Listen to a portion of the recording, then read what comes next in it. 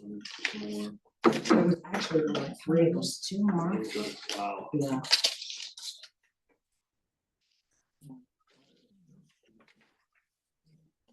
Load it up. Yeah. Holy cow. Is there two Frasers on here too? That's weird. Okay, can everybody online hear us? Yes. Great. Okay, I think we are ready to go, Bob. Good evening, everyone. Andy Miller is not with us tonight, so I'll be chairing the meeting. I'm Bob Ganesi, Planning Commissioner and Vice Chair. I'd like to call the meeting to order at 6:30.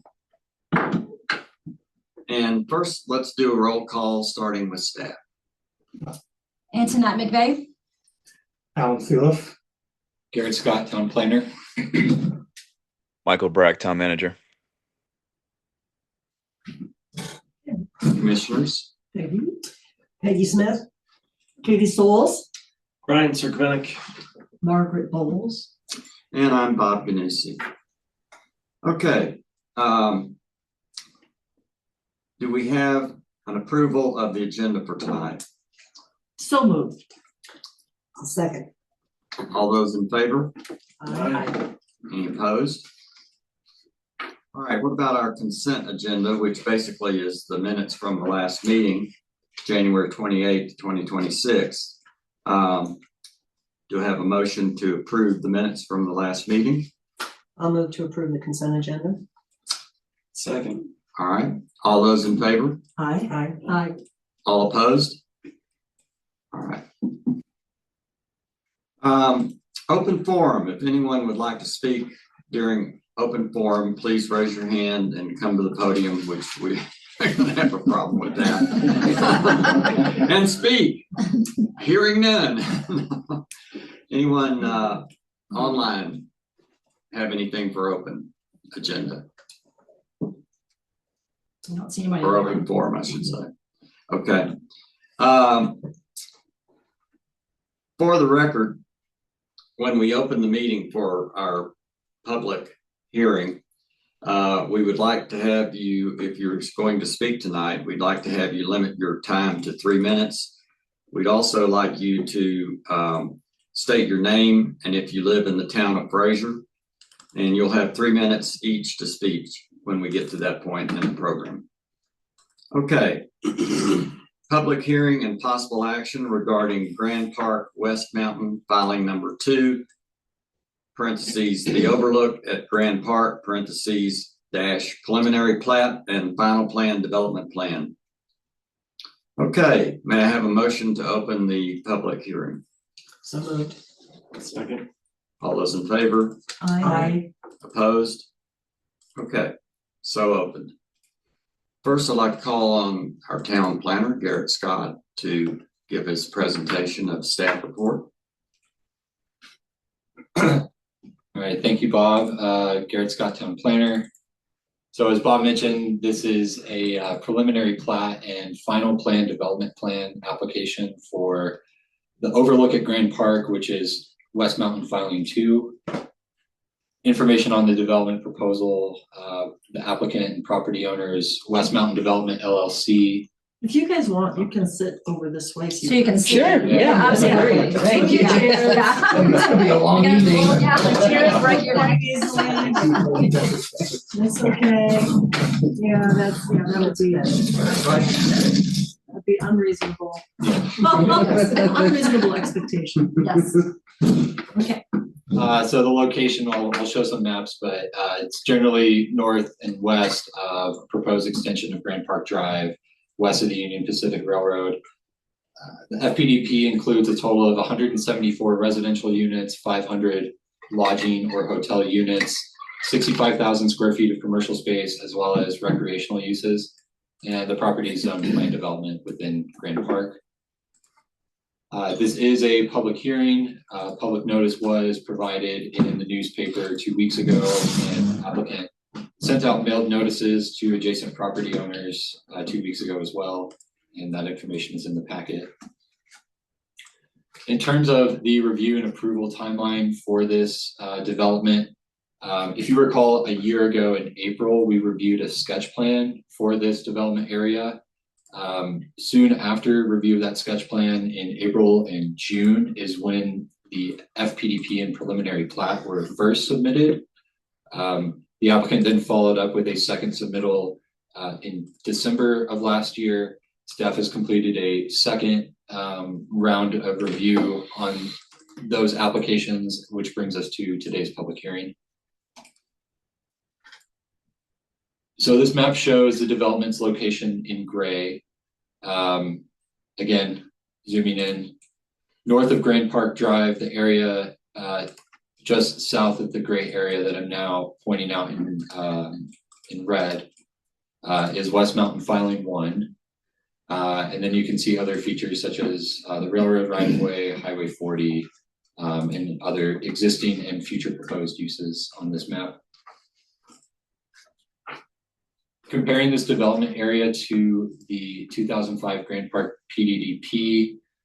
So here on the left are the planning areas that are part of this application, 8WB, 9W, as well as a portion of 10W. Those are what is included in filing 2. Filing 1 included the balance of 10W as well as all of 11W.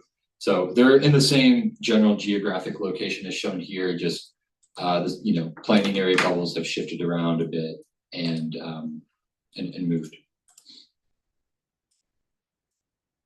And then this just shows an overlay zooming into the filing 2 area, which is up here, overlaid with aerial imagery to better show its proximity to Highway 40, the village of Grand Park, and the existing Leland Creek subdivision here. Helps provide a sense of scale of the proposal as well. Can you pull the sketch plan off the top of that overlay just to see what's underneath it or not? I have It's some, okay. I have some more easy. information on that on a later slide. Great, okay. So this shows the planning areas, as I mentioned in this proposal. There's 8WB, 9W, and 10W, kind of also broken out into kind of sub planning areas, as well as this green area is planning area 23W. So looking at this map, and I'll also zoom in to each area, 8WB includes townhomes, attached residential. 9W.1 includes townhomes as well as a mix of these larger lodging and commercial buildings. This one down here as well. 10W.2 also includes predominantly lodging and commercial mixed-use buildings, as well as a single 4-unit townhome building.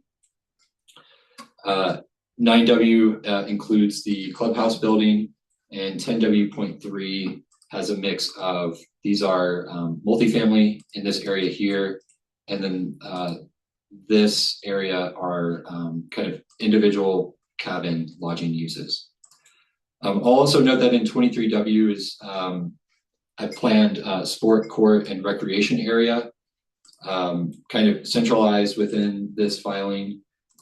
Staff determined that these recreational uses are acceptable for the facilities use of 23W.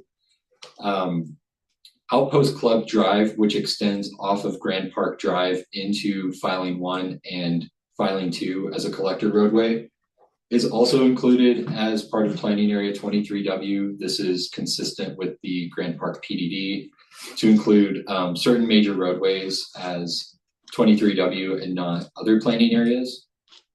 And then zooming out, planning area 23W, outside of those areas, outside of the sport courts and the collector roadway, is just generally open space.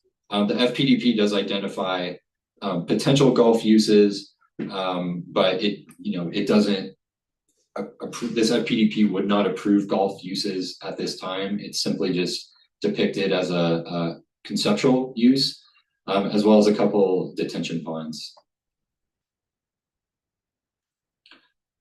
So that's kind of the layout of the site.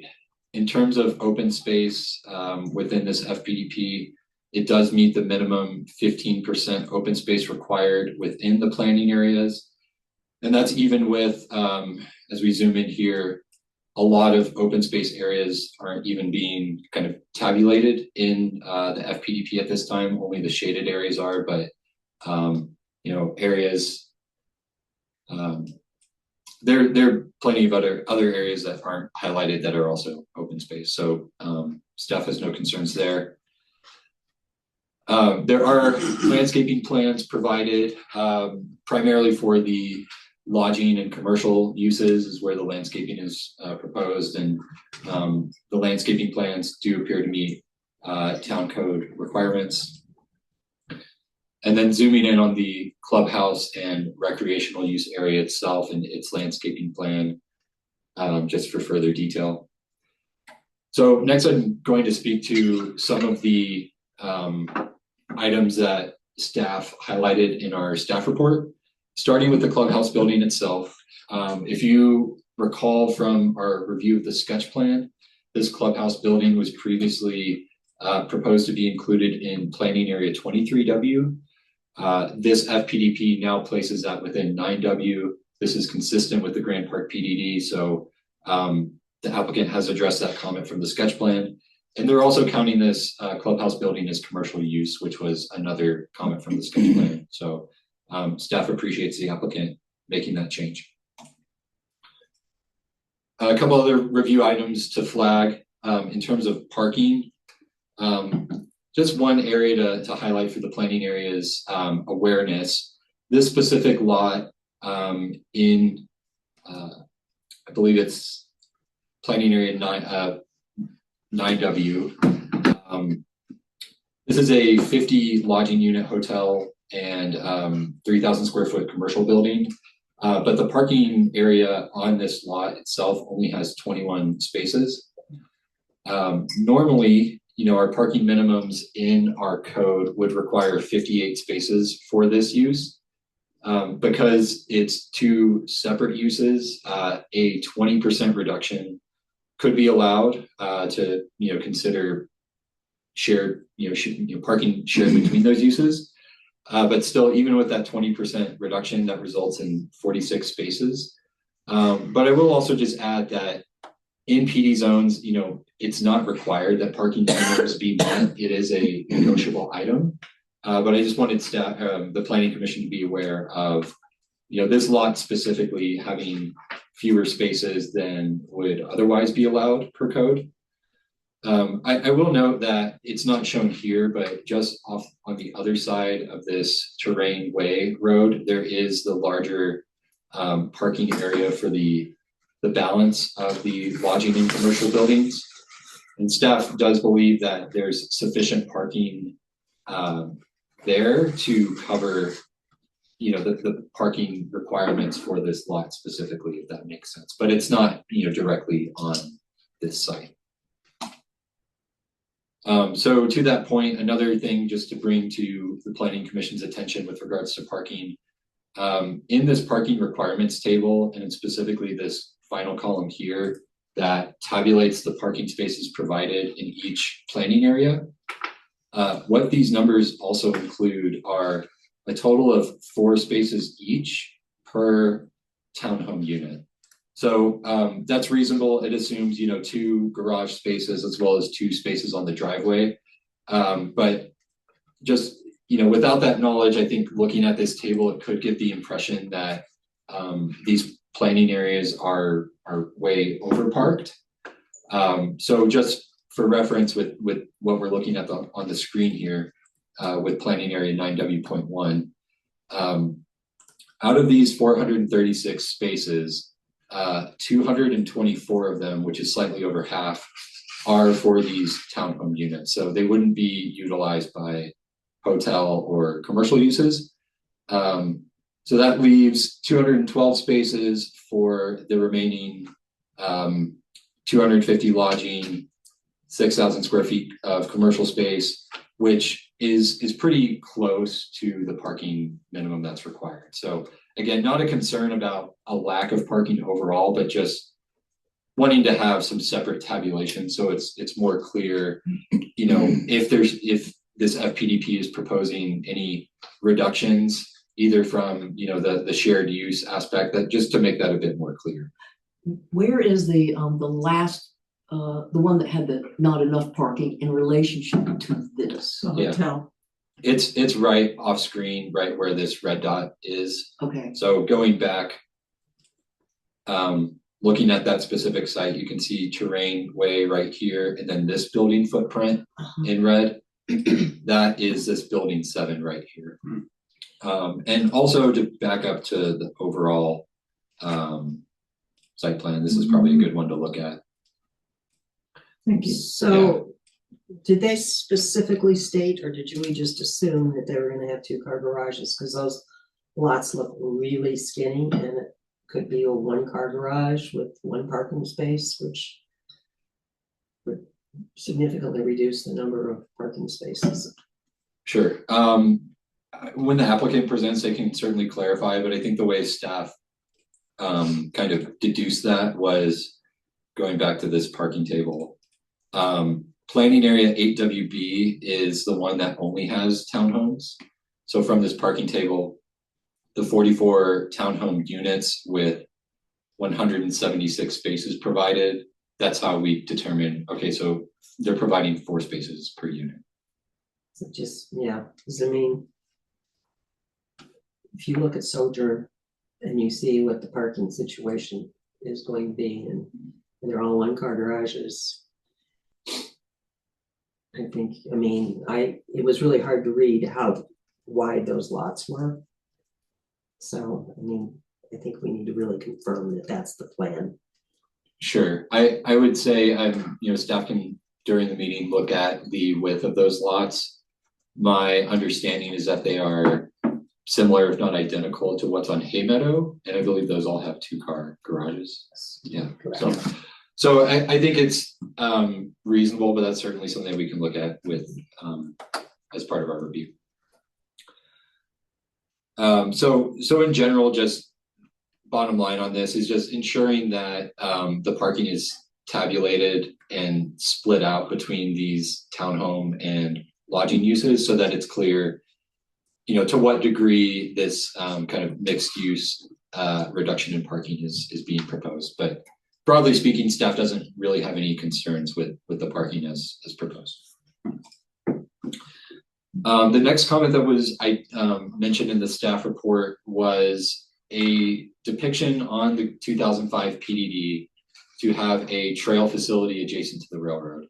So this is a colorized version of the Grand Park PDD. It may be a little bit difficult to see, but I'm tracing with the red dot a blue line, which staff believes is meant to depict a regional or a community trail. You can also see that blue line kind of peek out here and here, but just zooming in and kind of tracing that line, it does overlap with some of the line work for the railroad right-of-way and planning areas, but when it kind of deviates from those, it is clear that there is a line here on the PDD, and staff is confident that it's meant to depict a trail facility. Recognizing that what we're looking at, this colorized version, is not the recorded document. I just wanted to compare this black and white version of the recorded document and first just kind of alternate between the two to show that the line is in the same location. And again, just zoom in to see how this line work is slightly different than, the railroad right-of-way or that for planning areas. Yeah. Doesn't that even say trail? So scalped. So again, it's hard because of the fact that this is now in black and white. The colors that were present in the legend before are not visible in the recorded version because the recorded version is black and white. But again, staff believes this is a regional or a community trail. I mean, the distinction between those two or how they're defined is also somewhat unclear. But I do believe that it's clear from the PDD that there was this intention to provide a trail facility on the west side of the railroad. Now, I think we talked about this a little bit with West Mountain Filing 1, but whether it makes sense to provide that trail facility is certainly up for debate. I know there were discussions about the topography in this area, if it's not suitable for a trail. We discussed, on the on the Cousins Meadow side of the railroad, there's that informal trail that staff believes is mostly in the right of way for Union Pacific. Could that be viewed as an equivalent facility if that was formalized? Sure, you know, I think maybe in my mind, the intention behind providing a facility like this is just to provide a non-motorized pathway means of travel to get from kind of the extreme west east to the extreme west side of Grand Park without having to go up and back down Grand Park Drive where there will be a paved trail facility. And it So- also serves wildlife. Sure. You know, if it's not a paved trail, it's just a single track, dirt track, whatever would fit in there. And what I understand, there's a lot of wildlife that comes down the creek there and then heads up, follows the tracks in either direction, so. Well, And would we need to deal with the railroad and get a right of way? Is that? yeah, good luck with that. Or might be easier than Clark, I don't know. Or can we just make sure that nothing gets built in it? You know, to Well, block it. I would imagine that trail's not in the right of way, or it would have not been added. I mean, that'd be pretty presumptuous to say, yeah, we'll put a trail in the area that we don't own. Well, we weren't building trails back then. When this was passed, nobody was building trails, they were just happening from use. Gotcha. You know, people riding horses, a lot of people, you know, back in Yeah. the 80s, Yeah. 90s, rode a lot along there and that sort of thing, so. And then I'm curious. trailside living became quite a thing. And everybody wants a trail near their house so that they can ride their bike or walk or. Yeah. And I think that having as many trails as possible on the west side for residents and for Yeah. everyone else is huge because that's what makes a community that people want to live in. You know, it might be good to try to get HTA to take a peek at that route. Of course, now's not that great a time because it's mud. It's mud. I You just never walked- know what you're gonna run into. I just walked it this afternoon. Did ya? It is The whole thing? slush. It is mud. It's slush. So how far did you walk? Down about halfway to the trestle. And then jumped over to the main roads, Old Okay. Victory, and came back.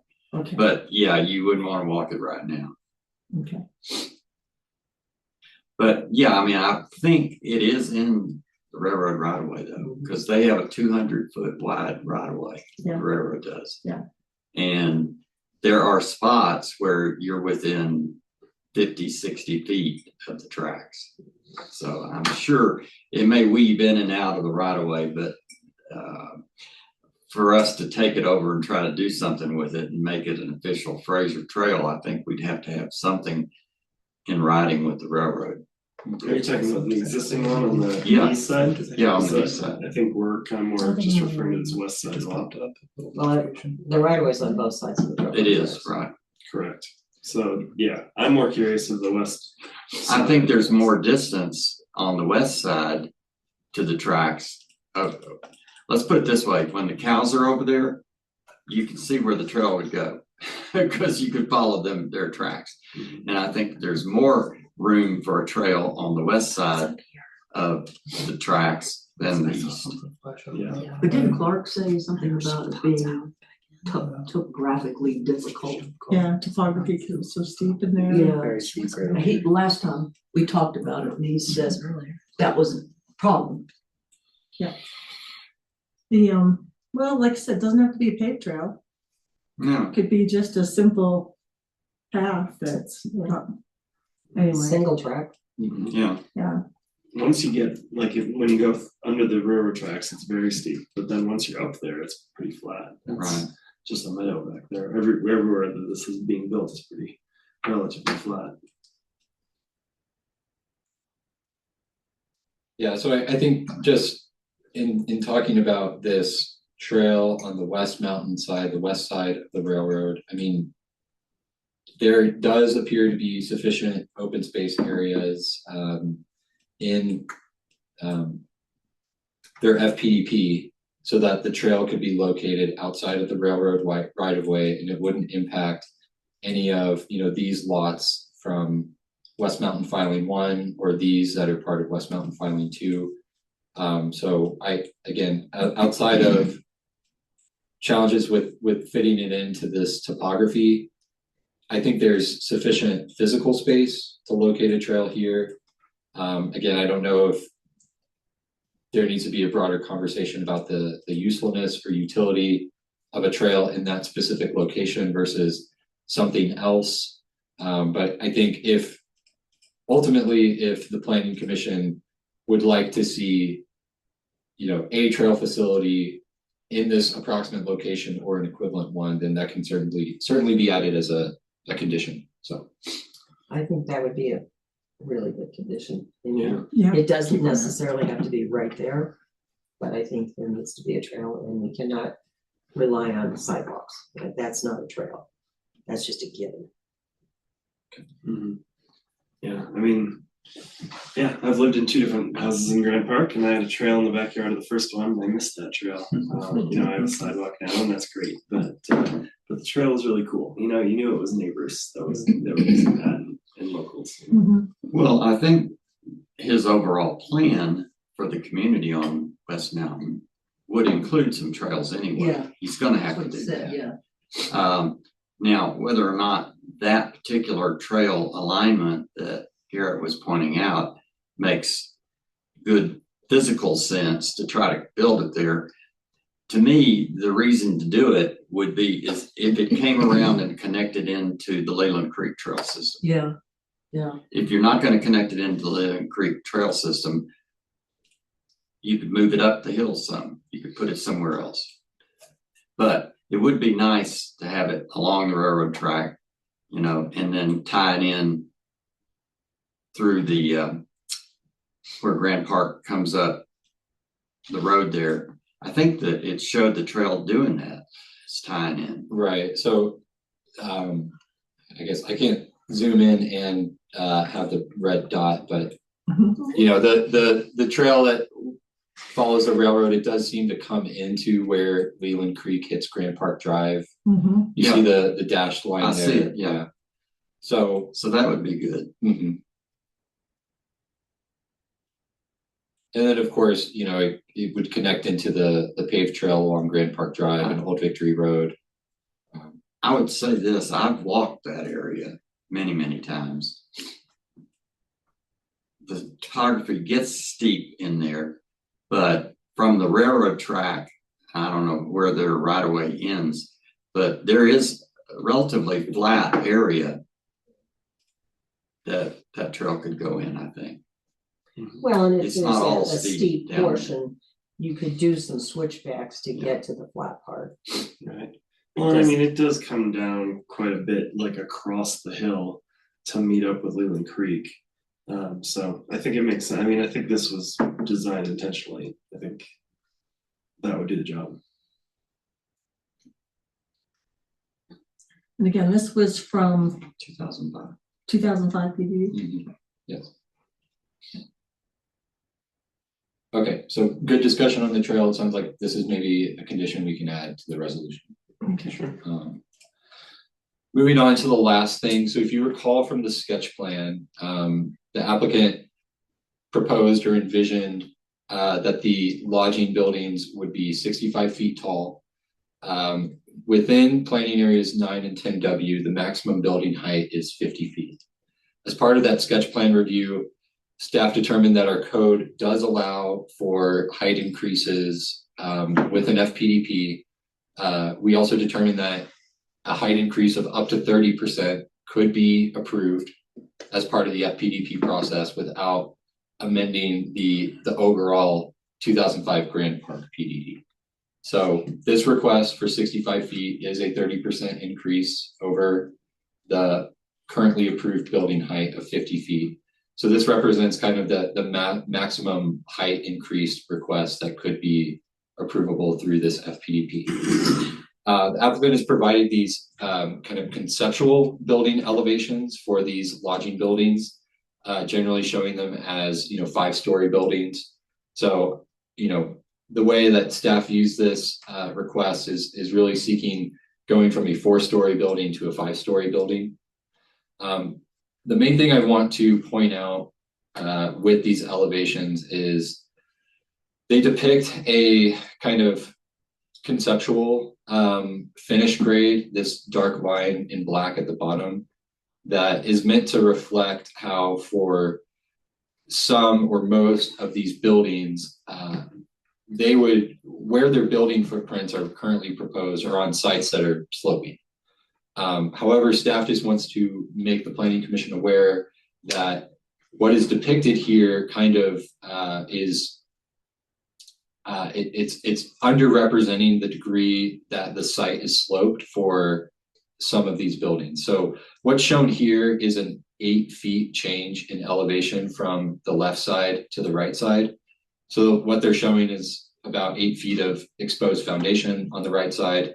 And the average 4 corners lies So weird that I can't get the. in the middle. So that makes the height 65, even though one side is 69 feet and the other is 61. So again, this shows an 8-foot change in elevation, but there are some sites like this one here for building 3 that have grade changes of 14 to 16 feet. So like this left side here is the same as the left side that we were looking at before. It's like the front entrance of the building. This right side would be the back. And you can see from these corner elevations, 8868 and 8854, that's a difference of 14 feet. 8876 and 8856 and a fraction, this is a little bit less than 16 feet. So more than double the change in elevation than is seen here. So just to kind of visualize that, for that building that we just looked at, the proposed grading would follow a line more close to this red one here. That means that this area shown in light gray would be, exposed foundation or just part of the building on this right side above this lower finished grade. And that effectively means that the reference point for the height measurement, the average 4 corners, would now be lower. So therefore, this same building elevation would now be taller than 65 feet. So there are obviously ways to change this building design to accommodate this. One of the main ways would be to kind of on this right side of the building, drop this top floor and instead have a walkout basement on the bottom so that you have a terraced building. Staff would evaluate those 2 segments of the building with different roof heights. We would now have 2 separate height measurements, if that makes sense. So it would still be possible to have a building with functionally 5 stories on a slope like this, but it wouldn't necessarily look like this. So you could they could have another story down below on the walkout, drop the roof line, add a more terraced, so it's not so massive. And it would, everybody'd be happy. Yeah. Just as long as you're not behind them. You have to build this one first, I guess. So obviously the topography moves throughout that property, but there are some spots where you're below the railroad tracks and then, spots that you're going to be positioned above them. I'm just wondering about like, if you're on the first floor, wherever these are positioned, are you basically staring at dirt that goes up to the railroad tracks, or are you above, and you can see the Continental Divide? Like, and there was a site easement there. What was that? What maybe that helps? Yeah, those site easements that you saw from the grading plan, I believe they're more for the curves in the road. We can pull that up and actually look at it here in a minute. I'm not. I Yeah. didn't step on your question. So No, but I thought maybe it was related. Yeah, staff doesn't believe those are related. Okay. And then Brian, to your point, we can also look at the finished floor elevations that are shown here in relation to, the elevation of the railroad. Another thing to note backing up here is, there is this road kind of beneath this building, and just off screen here where the red dot is are townhome uses. So, you know, the difference in elevation plus the height of those townhome buildings, it could mean that, you know, the ground floor on this right side of the hotel building would look right into those townhomes.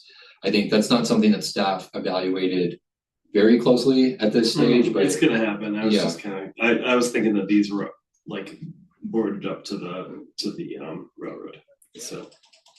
Yeah, backing up to the overall site plan, in general, they're not.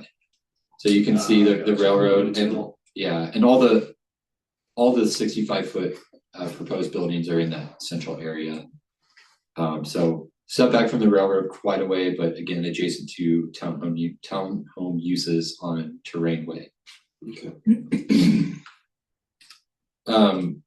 In terms of evaluating this height request, there are, you know, 10 different criteria which the applicant did provide, you know, justification and reasoning on. You know, in staff's opinion, some of the reasoning was maybe less defensible than others. You know, one of the criteria is like proximity to adjacent residential uses.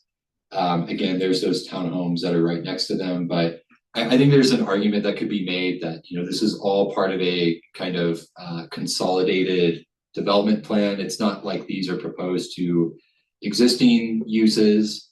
And, you know, I think it's something that would be known of any future buyer of those townhome uses, for example. You know, that the applicant also referenced, you know, alternative site layouts, where, you know, if you had 4-story buildings instead of 5-story buildings, you know, to accommodate the same number of hotel rooms and commercial square footage, you know, naturally those 4-story buildings would have to take up more ground area. You'd have larger building footprints or more buildings. You know, they didn't provide any of those alternative site layouts, but I mean, it's a pretty logical argument to agree with that you either would have bigger buildings or more of them at 4 stories as opposed to 5 stories, assuming the uses are the same. So in general, you know, staff is not opposed to this request. You know, it's up to the planning commission and the board to approve this as part of the FPDP. At this time, our main recommendation is simply that if this is approved, any future buildings that are above that 50-foot height, those would automatically come to the planning commission and board for review and approval, and not just be approved administratively. So that way, the final design and height could be reviewed in a public way. What's to the west of the lodge? Or can't really tell. Yeah, so More hill. So- More mountain. on this map, north is to the left. So west would be these uses here. So right where the Okay. red dot is, that's the core, you know, lodging area, the 65-foot buildings. To the west is And that's the hotel, so where's the, So all the big buildings are. so the hotels. 65 footer is down there on it's more on the west side. Are they all 65 feet? Low. they're proposing all of these to be allowed to go as tall as 65. So it's Mm. a total of 9 buildings as shown here. Mhm. And so you got the courts, and then are those duplexes? Which ones? These? Yeah, kind of, I believe these are somewhere in the range of 4 to 6 units per building. These are single unit like cabins, but they're envisioned to be lodging, and then this is the clubhouse. and that's related to, Hmm. if you're a member of the club, you can rent a cabin, is that the deal, or what? I leave that for the applicant to answer, specify.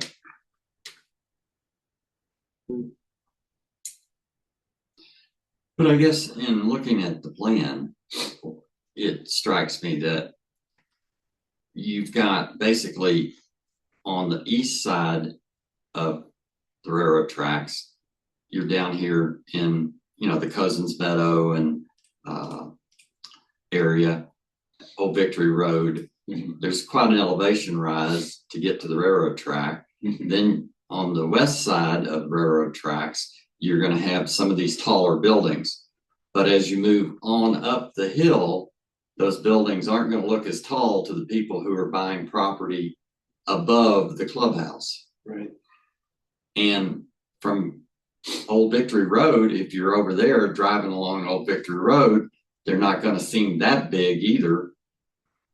They're going to stick up. Yeah, they're going to be high, but I think anybody that buys below the lodging units, it's their choice to buy. That's where mine's at. I like that this is a big plan. Like, this is what's happening. Yeah. These buildings are going in. If you want to buy in between them and the railroad tracks, you're not going to see up the hill very much. Right. But you know that going into it. Exactly. It's not like putting a garbage facility in your in your front yard. Right. Yeah. And the fact is that, we're getting a lot of density with these buildings. So that's good. But I think those ones behind the 4 units, they're gonna be totally blocked of the view to the east. Which, I mean, maybe you should build, I don't know. That's gonna be tough.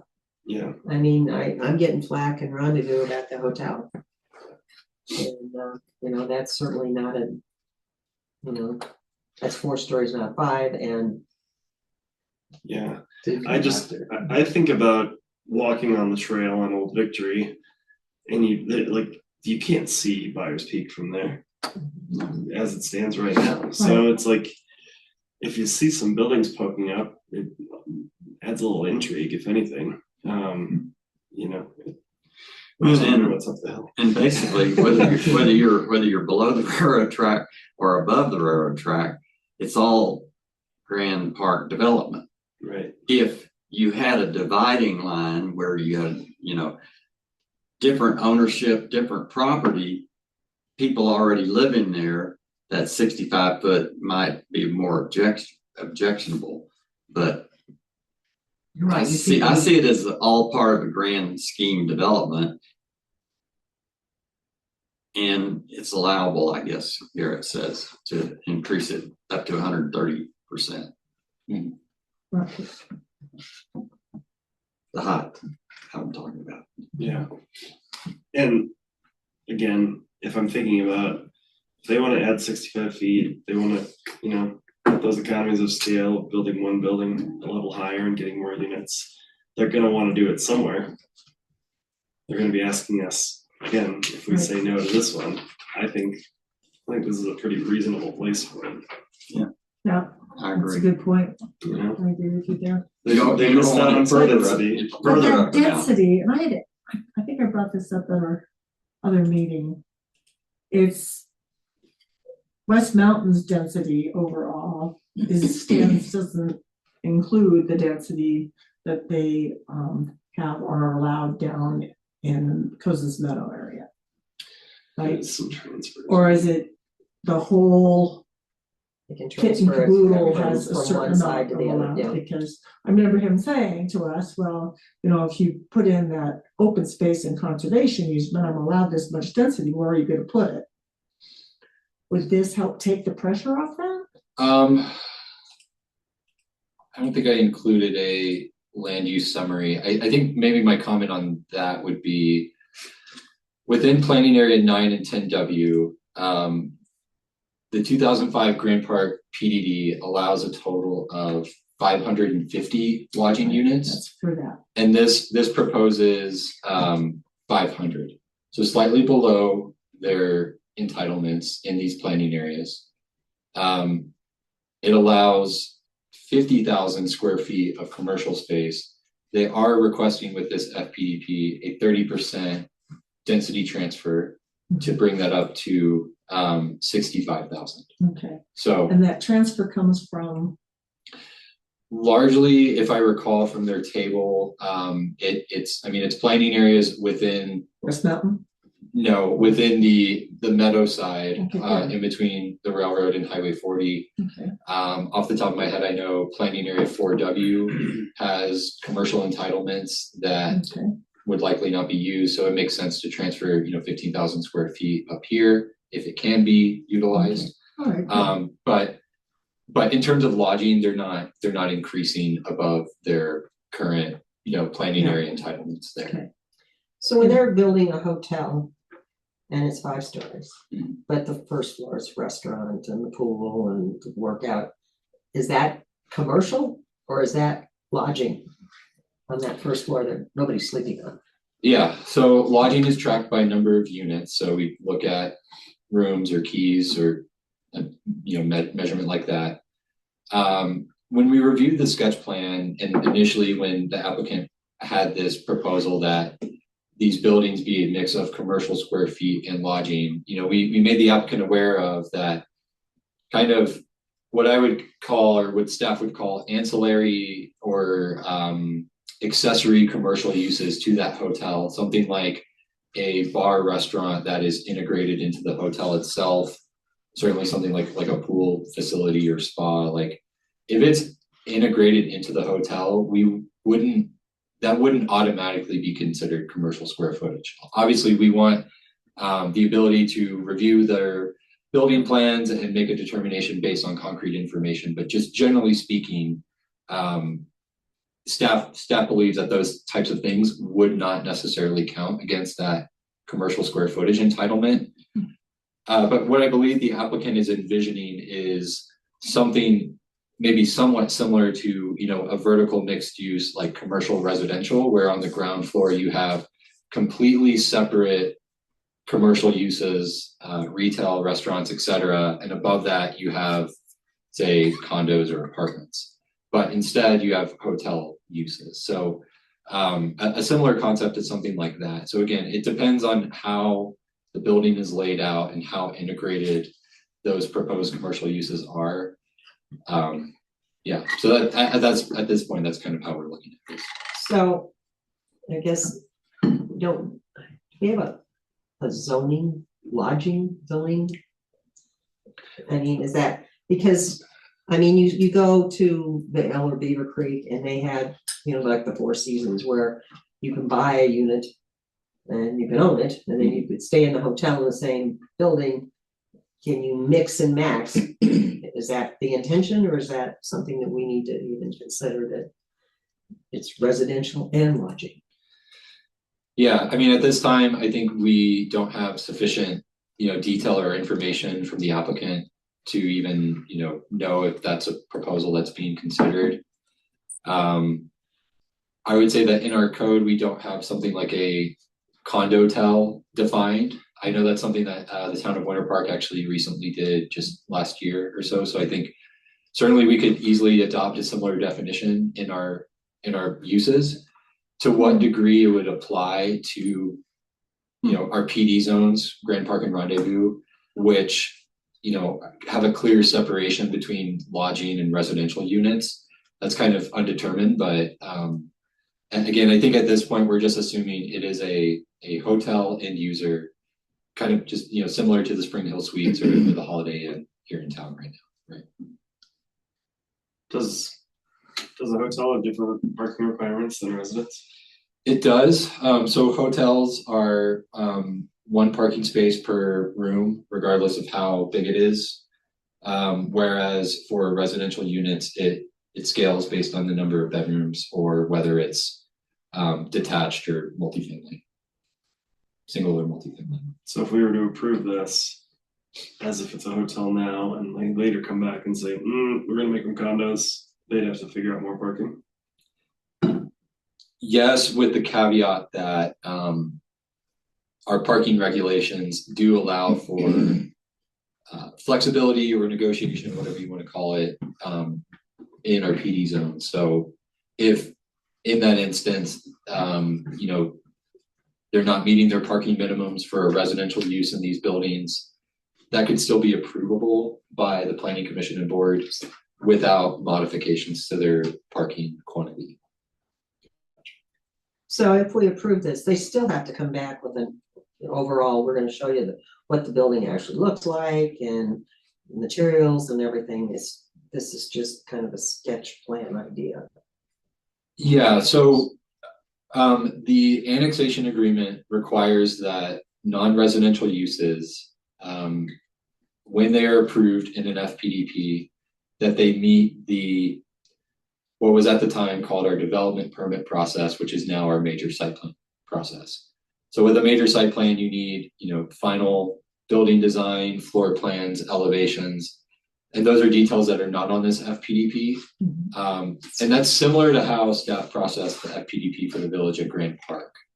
And so that is a similar framework to this approval where the non-residential lodging and commercial uses, there would be an amendment to this FPDP that includes final building design, floor plans, and elevation. Okay. Yeah.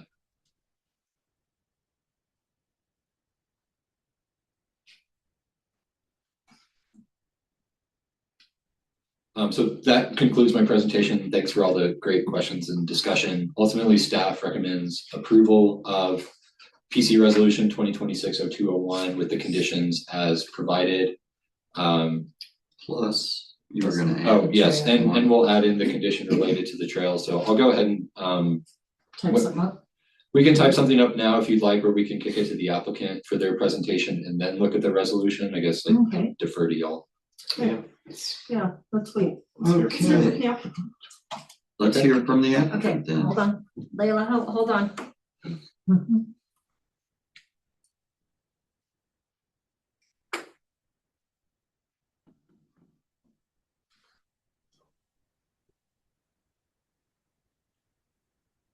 Good evening.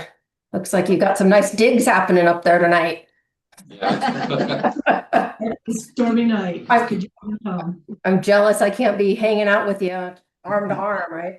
All right, let me share my screen.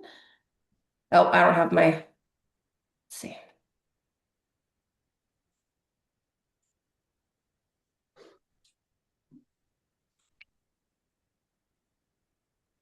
All right, let's see here.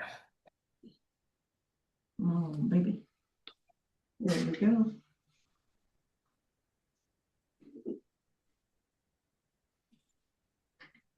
All right, can you see that? Yes. Awesome. Awesome. Well, thanks for the good conversations. I think I'm going to answer a couple of your questions for you that you brought up as part of your discussion that you guys just had. So with that, let me. Okay. Okay. So what you're looking at here is basically a pretty version of what Garrett shared with you. So again, we're asking for, the 174 residential units, 500 lodging units, and the 65,000 square feet of commercial. This is so I'm going to totally flip you guys around on this one. So the railroad is down here at the bottom. So north is actually down in this particular graphic that you're looking at here. But I think this starts to show a little bit of how this fits into the context. And again, keep in mind that in the PDD, this is the densest part of West Mountain, right? This was the intent here, was it to be the clubhouse, a hotel facility, a resort. So this is kind of the resort component of West Mountain. And as you continue going west and south on this, the densities get lower and lower, right? So then you get into the larger lots and the other types of single family development. So kind of keep that in mind as you're thinking through some of the conversations we've already had. So in this particular plan, we do have 23W. We've got about 83 acres, I believe, of 23W. And this kind of highlights for you what that includes. So it includes obviously just some open spaces. It includes some of the potential golf or open space, whatever that ends up being, as well as the sport court facilities that Garrett had already mentioned, and then the roadway. So this kind of just highlights for you, it's a pretty extensive portion of 23W up to the 460 acres. This is, 80 some of that. So it's a pretty significant portion of 23W that this particular FPDP will contribute. So Garrett brought up parking and asked that we kind of figure out a way to make this make a little bit more sense for you. So we did just that. He is right that in the FPDP that we had shared with you, or they had reviewed, these townhomes do have 2-car garages and 2 parking spaces, so the intent there was 4. In this particular plan, we'll probably just change that to 2. That's kind of what's required, so we'll keep it simple in case we end up needing a driveway that's a little bit shorter, doesn't quite meet the criteria when we get into the details of this. But what we've got here is the residential is in this category. We've got 348 required, 348 proposed. And then on the commercial and lodging, we've got 570. We did do a reduction, the 20% reduction for 1W8.1 and 10W.2. The rest of these we left, the ones that just had the single uses, we didn't include that reduction. So that's 570 and we show 593. Again, in total, we will continue to play with those parking spaces and reallocate them as necessary. But I think, as Garrett already mentioned, we feel confident that overall for this purpose, we do have all the parking that would be required as far as town code goes. So I wanted to kind of share that breakdown since Garrett had brought that up to me the other day. And I will include these breakdowns in the next submittal that we do. That's actually in the FPDP document that will get recorded eventually. So trails. So I've got a couple slides as it relates to trails. This first slide that you're looking at, I'm hoping this is tracking as quickly as I'm talking. If it's not, please tell me. You're good. Okay. So what you're looking at here is kind of all of West Mountain, kind of as proposed right now. And you can see on here, we've got the, I call them pink trails. So that's the old Victory Road. That's the Grand Park Drive. Those are the large 8-foot paved trails, whether they're concrete or asphalt, that will happen kind of in and throughout. We also do show that 8-foot trail. So this is what I'm showing here on my mouse. This is filing 2, what we're talking about today. The roundabout here, and then Outpost Club Drive. So there is an 8-foot trail also along Outpost Club Drive that takes you up to the clubhouse and lodging facilities and adjacent to those lodges we were talking about. In addition to this, this is a Leland Creek Trail that exists, and then all of the on-street trails, or the 5-foot on-street trails, which, I know that somebody had mentioned they don't consider those trails, but they are, and people walk on them all the time, as well as in these areas. I mean, in Steamboat, I just walk down my street. There isn't a sidewalk in my neighborhood there either.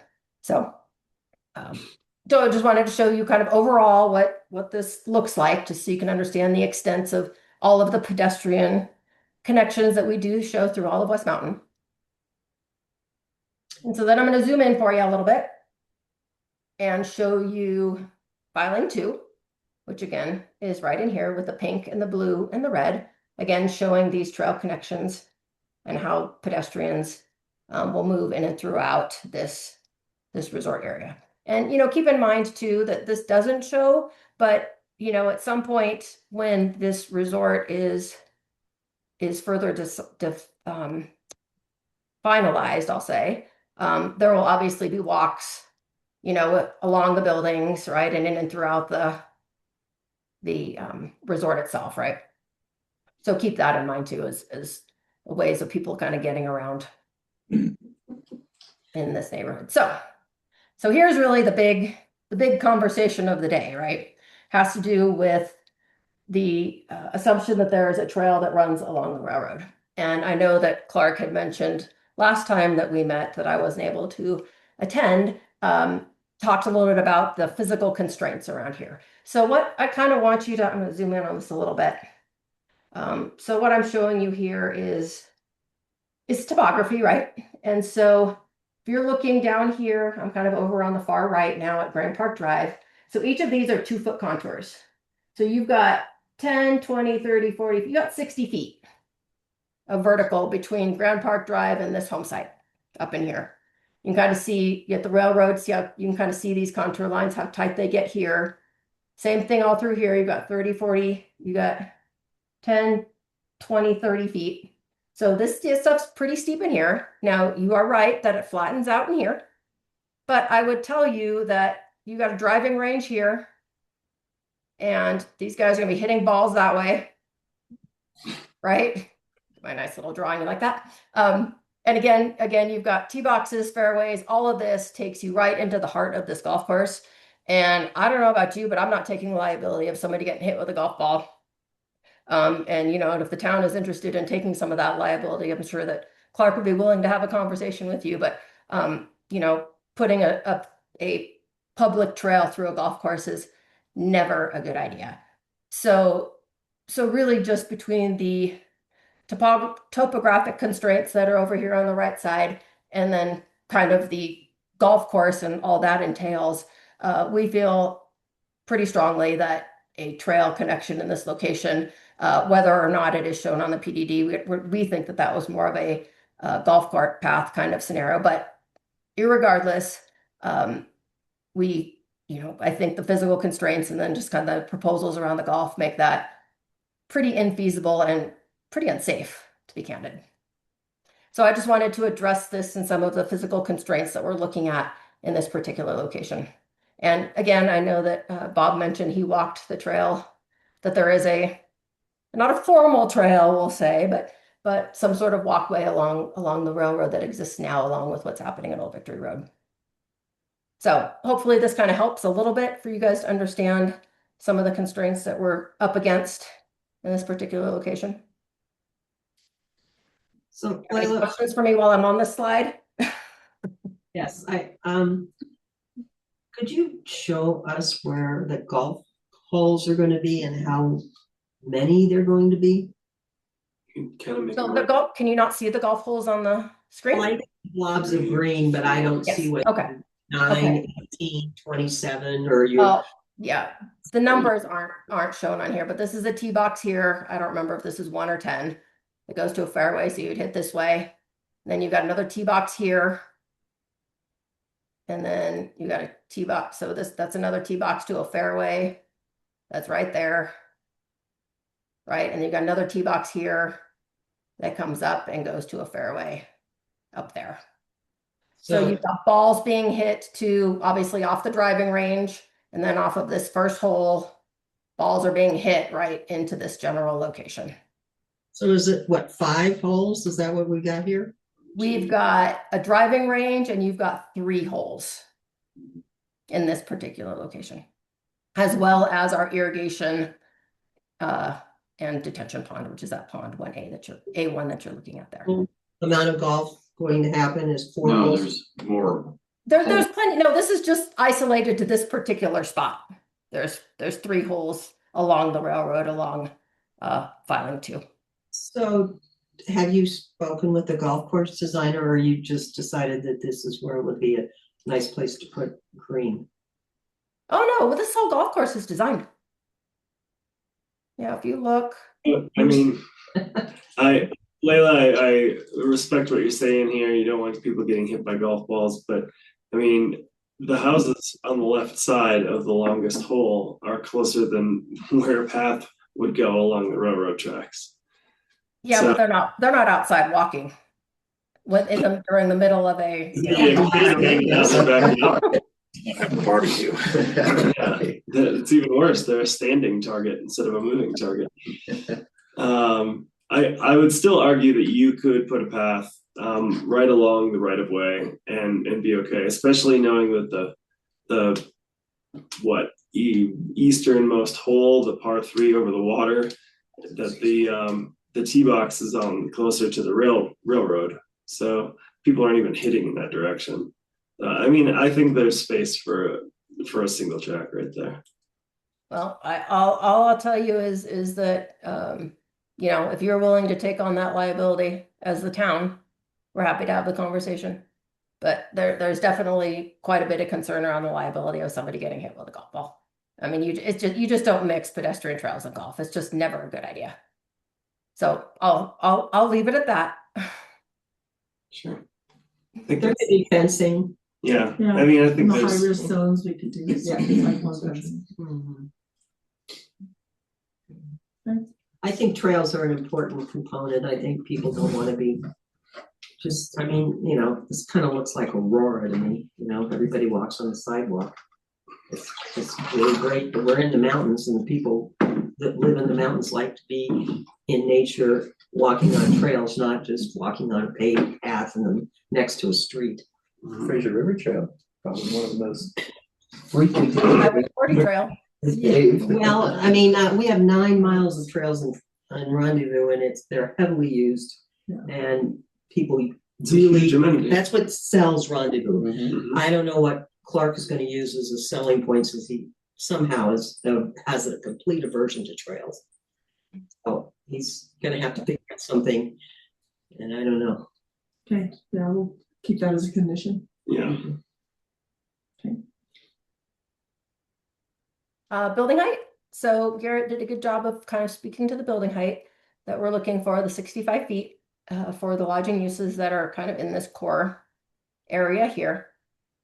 Again, these are just some illustrations of what those 5-story buildings look like. And, you know, keep in mind, I know somebody had mentioned the height of these and them being, you know, potentially just too tall. But keep in mind, you've got 80-foot, 85-foot buildings down at Winter Park at the resort. So, you know, so this building size in this location is certainly not an unreasonable request.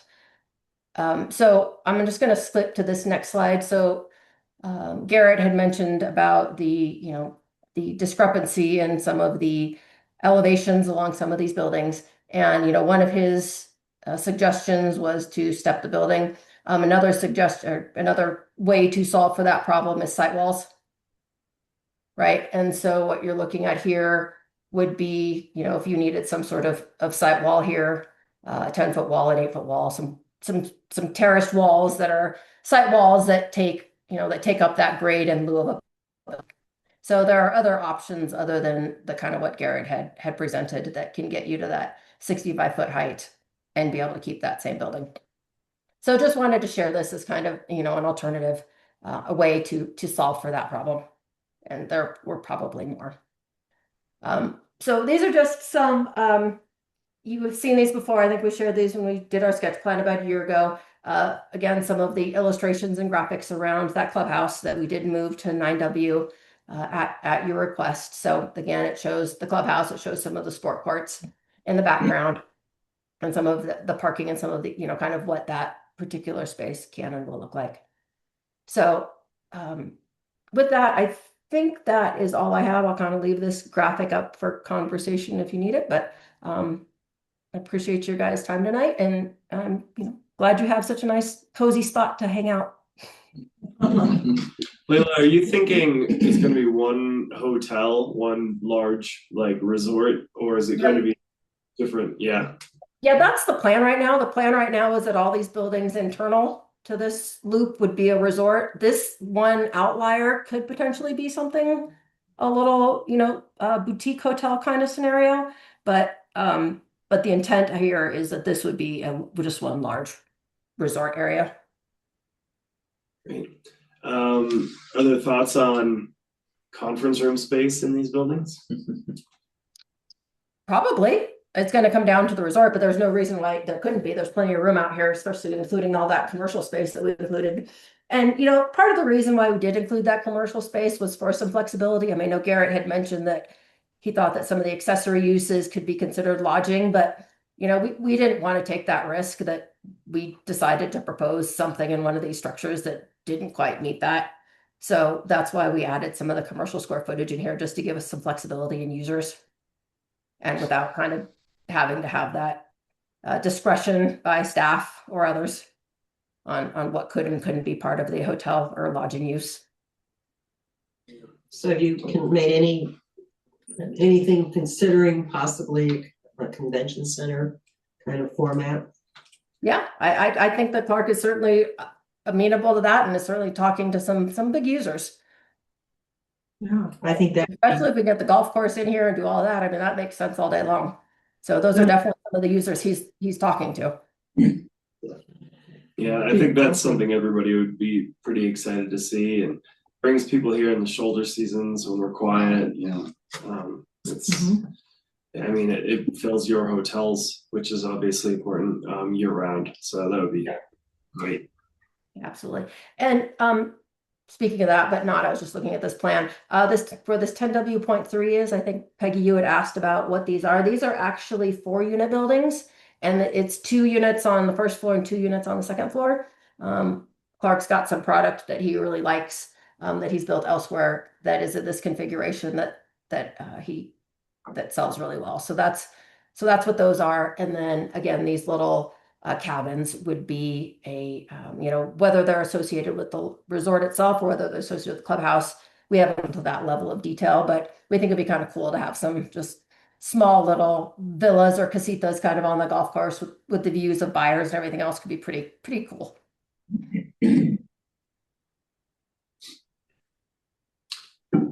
Okay, well, Layla, thank you very much for your presentation. If you can hang loose with us, I'm going to go around and let the commissioners ask any more questions they have, or we can discuss internally before we move to a motion, or I should say move to public comment. Yeah. I guess I have one more thing. I think they mentioned moving some commercial from 1WA or something to up here. Is that moving it from the village at Grand Park, or are we taking commercial space away from the village? It's actually coming from 4W. So which is where the Elk Creek condos are now. I believe there's maybe 100,000 square feet of commercial allocated down there. We are moving it from that 4W.1 or 4W over to this area here. Do we have a picture of where 4W is? I can pull that up. Let's see here. Yeah, 4W. Can you see my screen still? Yes. So 4W is down here. The Elk Creek condos. Elk Creek condos. So down over by the ski broker. Right. Yeah, so right next to the Murdoch Center there. Yep, you got it. Which is where we really like to see commercial. Yeah. So that's already all fully developed or approved and under construction for all of those condos that are down in that location. Yeah, the ones on 40 are approved. Just yeah. And then the ones that are built already, the condos that are built and occupied, those are also part of RW.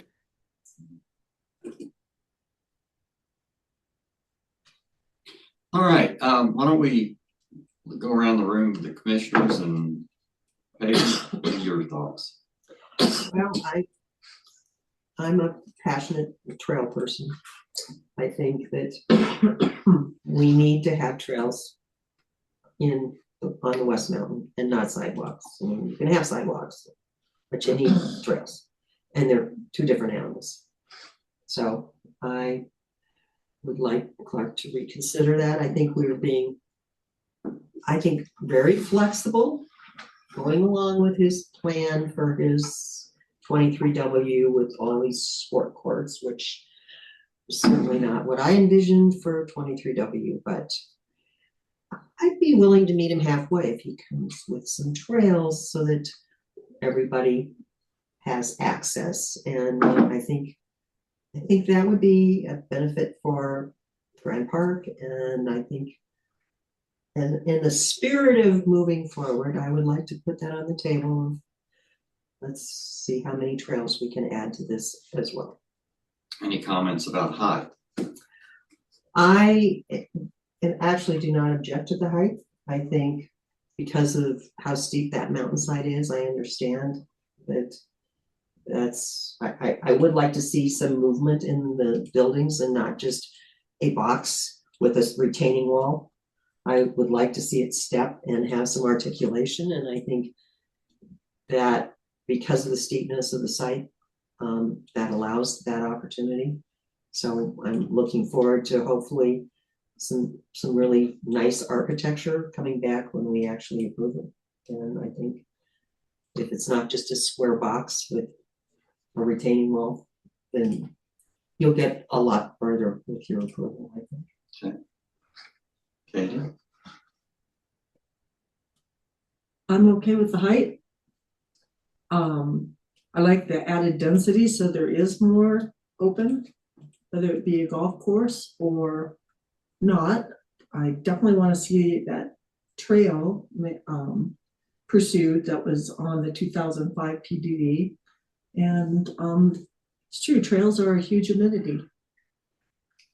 A huge amenity.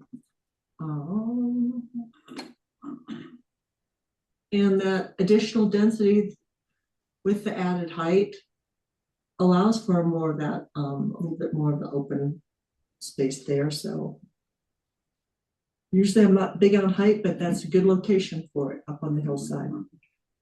It's a very good location for it, much better than down the Valley 4. Brian?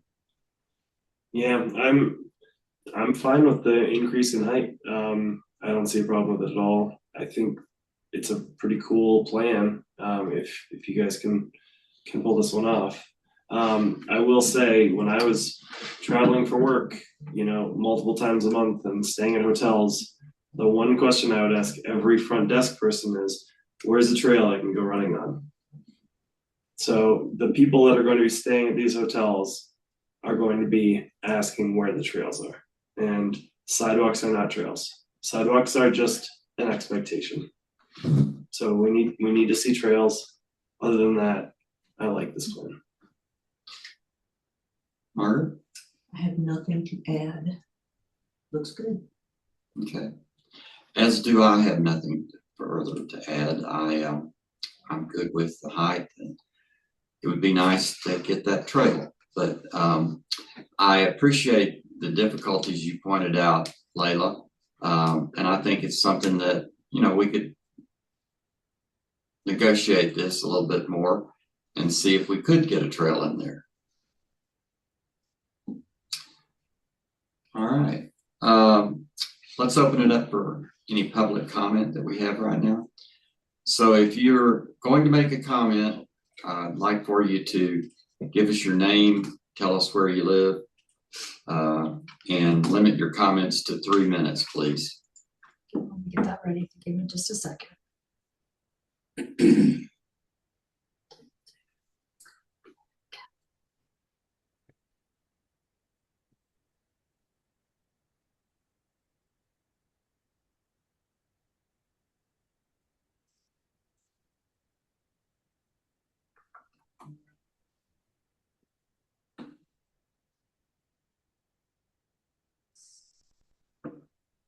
Sorry, they move everything every time I come on the Zoom. That part's in my hand again.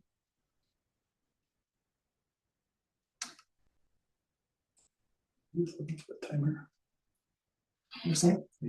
I am looking for the timer.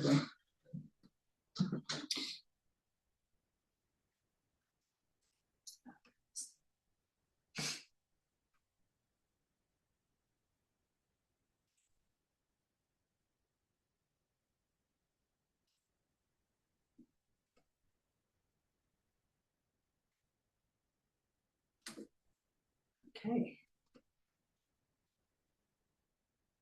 Do you want to start in the room? Yes. Or, no? We'll start in the room and then we'll go to online. Does anybody in the room want to speak? Sure. Okay. I'll just Brandon John Okay. in Pole Creek Valley. Definitely appreciate the trail stuff. I mean, as you guys saw too, the Outpost Club, talking about amenities, this would be the premier spot. Obviously we want to dovetail the trails in. I would ask the planning commission just to consider, obviously in the flat area, the golf is a concern, the liability is a huge concern for us. But the topographical constraint where it connects right there by Leland Creek, that's like a 60-foot, as Layla showed on that map. But definitely, I think we'd be obviously open to making trails. It's definitely a big amenity too, and kind of parlays into the overall plan. But just that area right where it attaches to Leland Creek is just so steep. And then, of course, the golf consideration. But in general, we appreciate the comments, guys. And yeah, this is great. Well, it might be that I know where you're talking about. It is steep. And it might be that you'd have to bring the trail up That that come slope around. and come around Yeah. and back up and tie in with one of the roads that's already gonna be connected. So it would be a dirt trail, perhaps, single track trail until you got up close to Grand Park Drive, Mhm. where you'd have to put in some pavement, bring it up and around and tie it into so they can get down to Grand Park Drive, walk down there and over to Leland Creek. Right. I think it's doable if we put our heads together. Yes, yes, and we look forward to working with you guys on that. Anything else? That's it. Thank you. Yeah, thank you. No? Anybody online like to speak? Please raise your hands. Saw him. Look, Parnell was there. Yeah. You always have something. He hasn't, no. He had his hand up for a minute, but he took To ask him to unmute. Parnell, are you there? Yeah, I'm here. The only thing I was gonna say. First, if Parnell doesn't have anything Yeah. to say. Just kidding, Parnell. Cordell You're up. Fraser. I just want to say, on the trail thing, I know they're important and people like them. But as a person that golfs and has a lot of golfing buddies, most golf courses do not allow people to meander around the golf course when they're playing golf.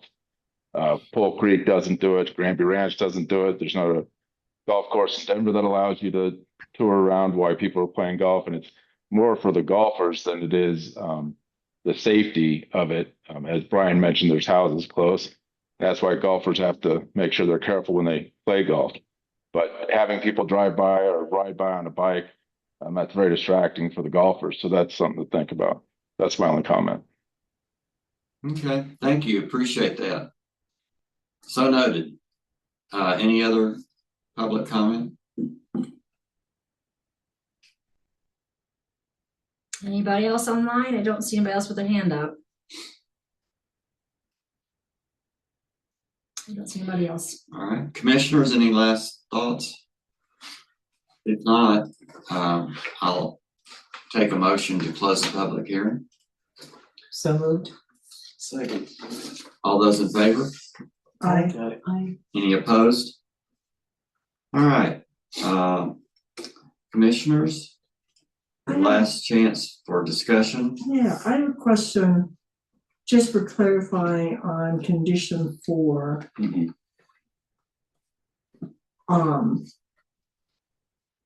If it makes sense to everybody else, because to me, I'm easily confused about stuff like this. But does it, on number 4, proposed maximum building height of 65 feet for the lodging commercial buildings in planning areas 9W1 and 10W2 is conceptually acceptable, but we're talking about approving it, right? Or is that different planning areas? So I think the reason why staff has phrased it this way is because the building height request is approved as part of the FPDP approval. Okay, And the planning commission is not the decision-making body that approves the FPDP, it's the Okay. board of trustees. So it's Okay. written in a way to convey, the planning commission is agreeable or Gotcha. acceptable to this height request, but it's ultimately Okay. subject to approval by the board. So, gotcha, okay. but it's signifying to the board of trustees that the planning commission is giving the thumbs up. And then the second sentence is simply stating that, again, as would be a requirement anyways, because these are non-commercial uses, it's just further clarifying that the final design of any building that's over 50 feet, so even if it doesn't hit that 65 feet, if it's a 62-foot building, what have you, the design of that building would be considered a major FPDP amendment and therefore come back to the planning commission and board for approval. I have a question on number 5. Okay. It's a little bit unclear to me. It says, let's suppose, for example, that they really cannot figure out a way to put a trail in next to some golf, next to the golf course. Mhm. Are we saying here that he could find another location? Are we asking him to figure out a way to put it where, like, along the railroad? What are we saying to him there? I just wrote this up just now. I think the intention behind this was to state that, the first desired option is the public trail facility on the west side of the railroad, just outside of the right of way, to be consistent with the Grand Park PDD. However, the way this is written is giving maybe the option to, if that's not a feasible location for whatever reason, topography, conflict with golf users, then this is just stating that an equivalent trail in an alternate location could be acceptable.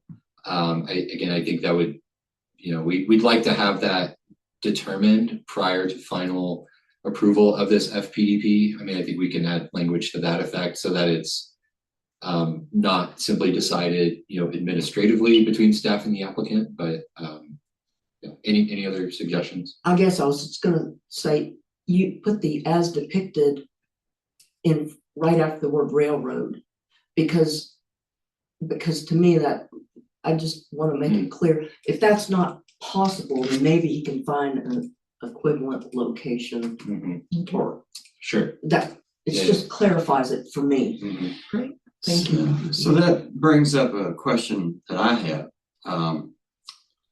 If we're creating a resort location here with fairly high-end facilities and lodging and everything, it makes a lot of sense that the people who stay at the resort, the people who come to the resort that maybe are residents in Grand County but they're members of the resort club, they would like to have trails. I understand that.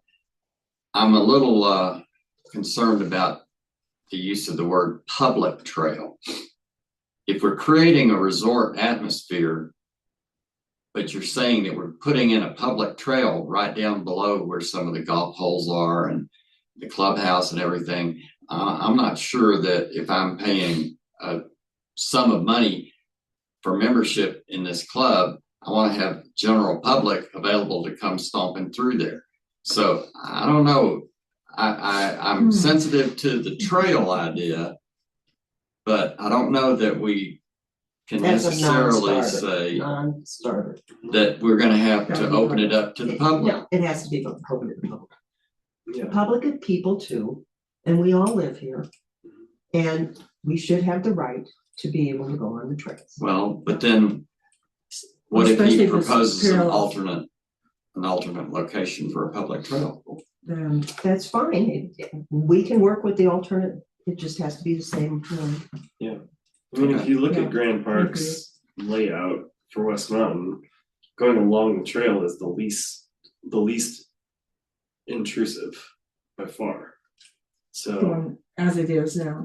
right, and Along the railroad that's, tracks. along Yeah. the railroad tracks, the west side. Yeah. All I'm looking for is a connection from the Leland Creek's trail system to get over to like the mountain biking trails off of 73. Yeah. I'll also just add that section 10.5 of the annexation agreement clearly says developer agrees that public trails shall be dedicated and constructed in accordance with the 2003 PDD. In the context of Grand Park, this refers to the 2005 PDD, which we looked at for that trail along the railroad. So again, I believe any trails that are depicted on either the 2003 or 2005 PDD should be public trails. Okay. Anything, Annexation agreement. anything beyond that, I think there's certainly room for debate, but again, this trail is depicted on the PDD, so therefore it should be public. Okay. Yeah. Please do that. Leila, can you speak?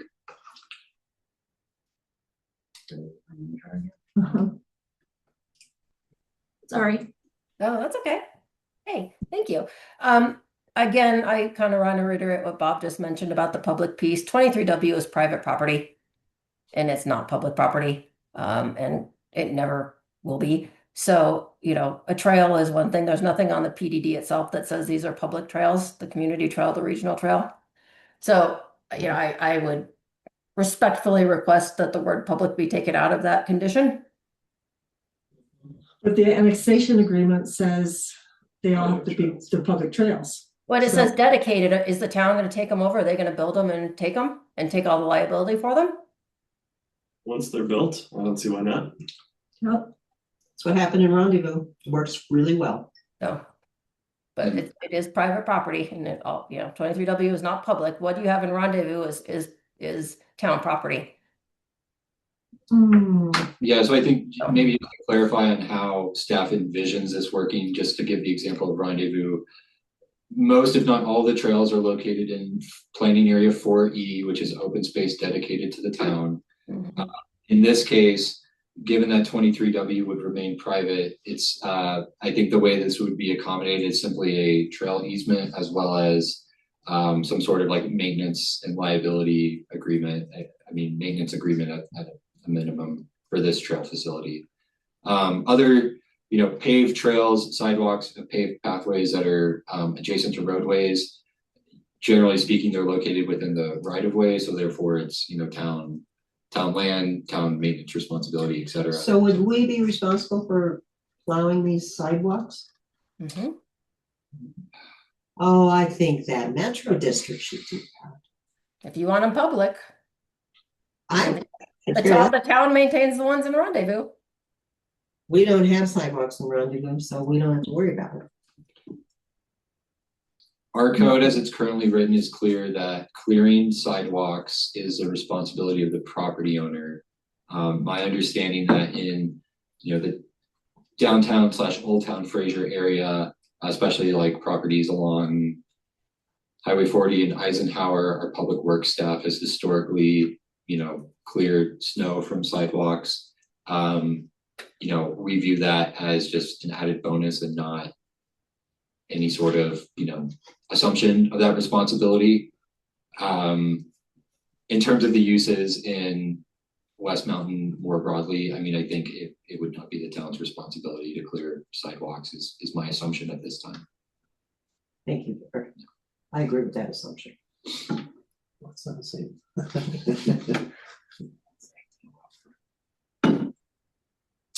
Okay. Any other commissioners want to weigh in? I did revise the language on condition 5 just to maybe make it more clear. Option 1, the FPDP should depict and accommodate a public trail facility that's consistent with the 2005 PDD. However, an equivalent trail facility in an alternate location in West Mountain may be acceptable if the location west of the railroad is not feasible. So I think that helps clarify. Thanks. Okay. All I right. can make a motion. Please go ahead.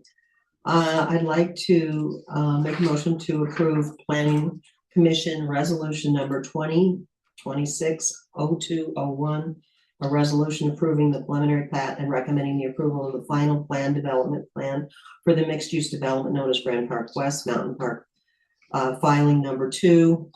And I won't go into the legal description, but Okay, do I hear a second? With the additional. with the additional, number 5. Number 5. All right. Do I hear a second? Second. Okay, I have a motion made and a second. All those in favor say aye. Aye. Any opposed? Motion passes. All right. Thank you, Layla. Thank you, Layla. Congrats, guys. Get to work on it. Yeah. All right, I suggest we take a 5-minute break and then we'll get on with Great. number 2. And the item number 2. Rich. You got cookies?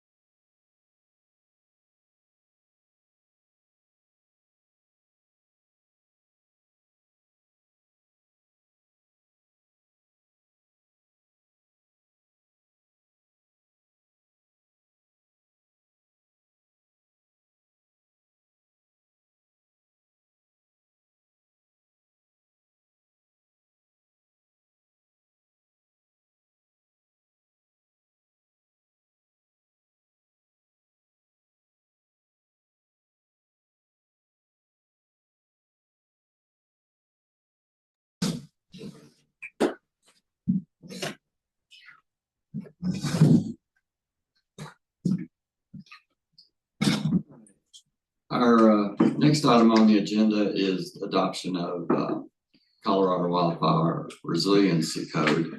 Garrett, we've talked about this before, and we have a deadline that we have to do something. We have to adopt whatever the state has passed. So Garrett's going to give us our tutorial on it. Yes, and I'll actually pass it over to Alan for this presentation. Yeah, I'll outline some of those requirements and kind of what we're looking at from the state here and moving forward. So I'm Alan Seeloff, Assistant Town Planner. So the origins of this is from 2023 state legislation adopted through Senate Bill 23-166. And that Senate bill specifically created the Colorado Wildfire Resiliency Code Board.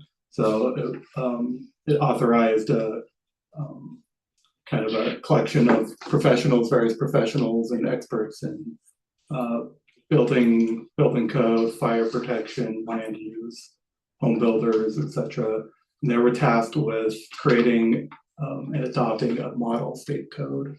Not unlike some other recent model codes that have come through, including the Colorado model solar energy and EV ready model code. I may jumble that, but the recent EV and solar ready requirements that the town adopted in late 2024.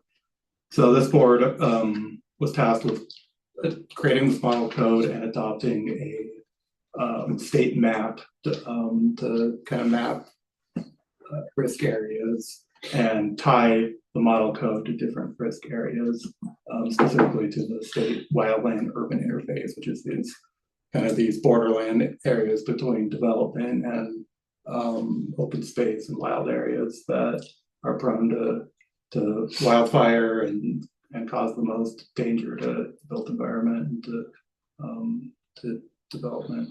So the main components of this are structure hardening and defensible space. I'll go through each of these in later slides.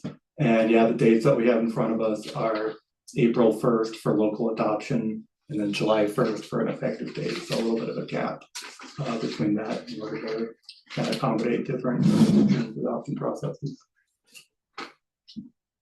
So this screenshot is the state map at the full state level. The code board utilized data in conjunction with the Division of Fire Prevention and the Colorado State Forest Service, the high level GIS mapping, mainly utilizing vegetative fuel data and topography, and then differentiating between private land or federally held land and all other land. The code is applicable to non-federal land. So zooming into the Fraser Valley here, all of the non-federal lands are colored here in orange or red, and then all the obviously like the state forest or the national forest areas are kind of the surrounding areas outside of the valley. But we've got Fraser in the middle here, Tabernash to the north, and Winter Park to the south for context, and essentially shows the entire Fraser Valley within the moderate to high designation levels. And I'll just note, it's hard to tell here because once you zoom in, the mapping layer disappears on the state map, but there's a very small single area within downtown Fraser that is not within these areas, but the rest of town boundaries is, and all the other surrounding areas is. And I'll say a few more words about that, but essentially these two categories, there's three categories total. The only difference in the code differentiates between level 1 or the low intensity and levels 2 and 3 are combined together. So even though we're shown with a mix of orange and red, it's the same standards that ultimately apply. So you've got it shaded as blue. Those That's are, not so yeah, that's just the roads. density of parcel lines. Yeah. That's where it made the coloring a little bit difficult, but those blue are just property lines. Those aren't anything. So if you removing those, and you would be able to remove those on the state map, it's all orange within the kind of core. Orange or yellow? What's that? It's orange or yellow? It's orange. You can see at the very top left, there's a little bit of yellow. Oh, I don't know how to point clearly up here. No orange red. Garrett, how do I use the little red? If you're in presenter mode, it's on the bottom left. Okay. Up here, yeah. Oh, I'm on the wrong. Learning on the fly here. Okay, right here. So at the top left, there's a little pocket of yellow that'd be up into headed towards Granby in the middle up there, but there isn't any yellow identified in the Fraser Valley area. I mean, where all that blue is, you're saying that's gonna be yellow. It's not orange. No, that's No, orange. That's all the same color that's surrounding Okay, Fraser. so there's a little bit of orange that's really probably mostly Winter Park Ranch and a touch, like maybe 3 lots in Rendezvous. Are you mean the red? Well, orange, red. Yeah, just because the high intensities are kind of Yellow, on the orange, red fringes is what here. we're dealing with here. So orange is the middle. Yeah, the red is the high intensity. It's kind of on the fringes on the east and west side of the valley, although there is a pocket up here in Winter Park Ranch that's shown as red. And then portions of down here West Mountain and then adjacent to Winter Park and those rendezvous areas, Winter Park are also shown as red. But basically, essentially, we're all subject to the same standards because in the state code, moderate and high are treated the same. Okay.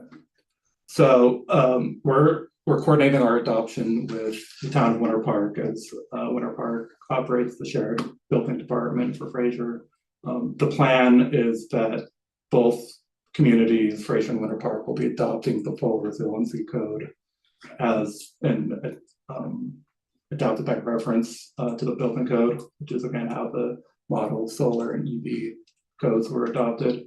And then each individual jurisdiction is proposing to adopt landscaping regulations to get at the defensible space portion.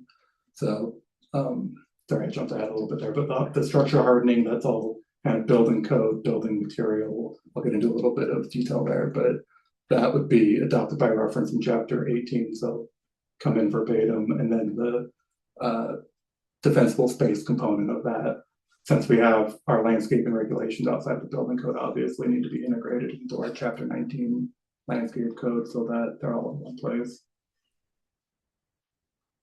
So just to run over the structure hardening provisions, since these are going to be in chapter 18, these aren't necessarily up for debate or amendment with the planning commission. Planning commission just recommends amendments to chapter 19, but I'll provide these here just so you can understand what the context of the structure hardening is, and then we'll go on to the defensible space provisions that'll impact our landscaping.